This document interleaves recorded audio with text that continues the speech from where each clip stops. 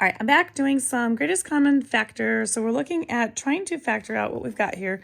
So we don't have any coefficients in common, so that's not going to help us, but they do have all a b's in them.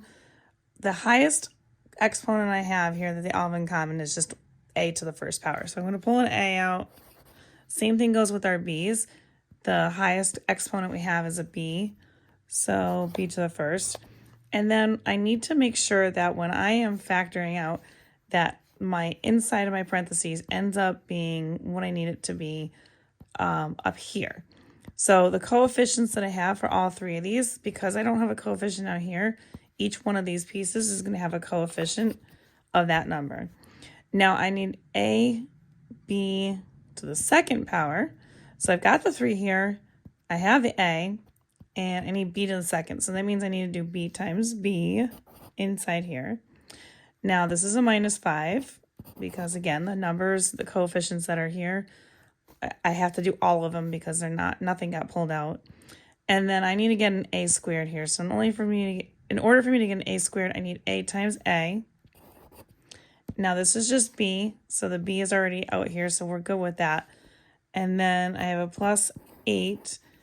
I have AB. Well, I have an AB already, so that would be my finalized factored out problem here for this. And then we're going to do the second one down here. If we're looking at this, the thing that they have all in common, they do have a 7 in common, so I'm going to pull a 7 out. And they all have m's in common. And then we have to see how many the highest is. Highest exponent they have is 2 in common. So I'm going to pull an 7m squared out. And now I need to figure out what I need to do to get each of these coefficients and the m's. So 7 times what gives me 14? The answer would be 2. If I'm at m squared here and I need to get m to the 6th power, I need to multiply also by 4 is an exponent. So m to the 4th power times m to the 2nd power will get me m to the 6th power. And then the 7 times 2 gives me 14. Then I'm going to do the subtraction. And we've got 7 times what gives me 35. The answer would be 5.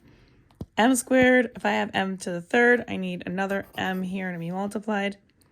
And then my last one, minus, and then this is m squared already, which I already have here.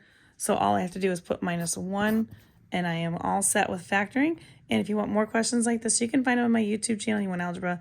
Check these out under the equivalent expressions section.